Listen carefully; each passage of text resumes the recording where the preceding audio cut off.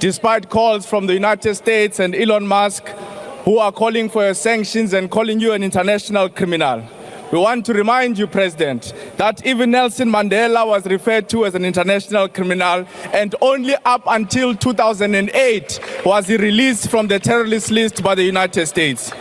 Leaders like Gaddafi, Patrice Lumumba, Kwame Nkrumah, Thomas Sankara from Burkina Faso were all labeled criminals by the West. Stand firm, President. Being a criminal of imperialist forces is a badge of honor for our struggle for the liberation of our people.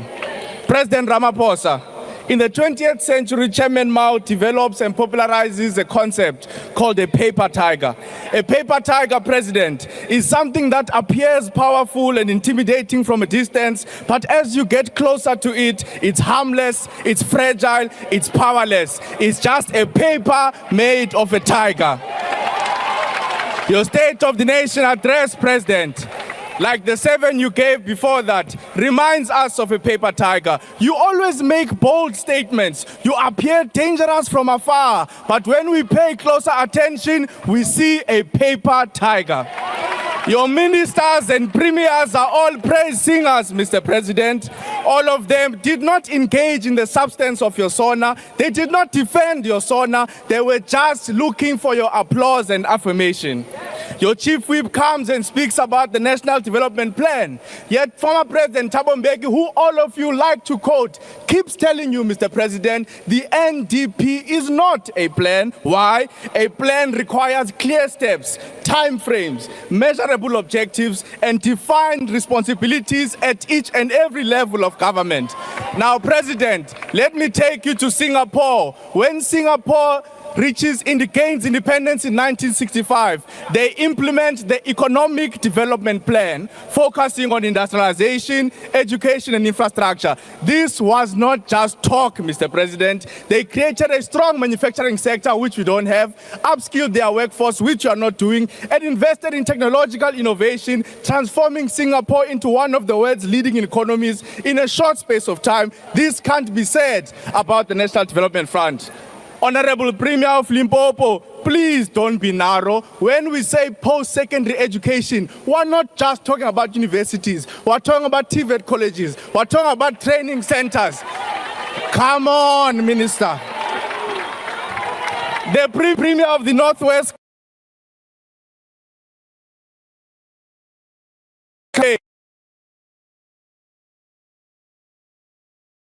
in Mamusa. If you go to Mamusa today, Batuba Runa, Batula Masipa, Bekeli Beke, because his failed PR stunt couldn't resolve the issue of sewage in the province of Northwest.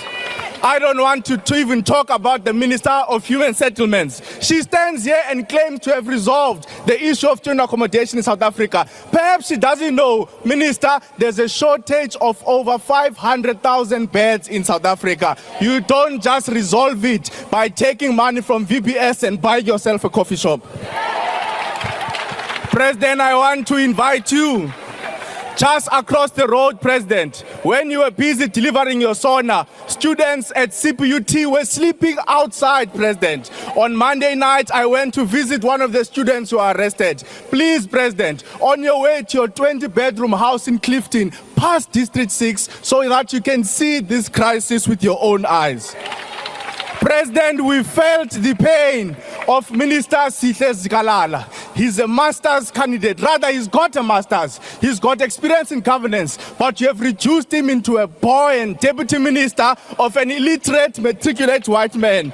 You are reminding us of the racist corporate sector where our brothers and sisters must account to white juniors, even though they've got better qualifications and better experience than them.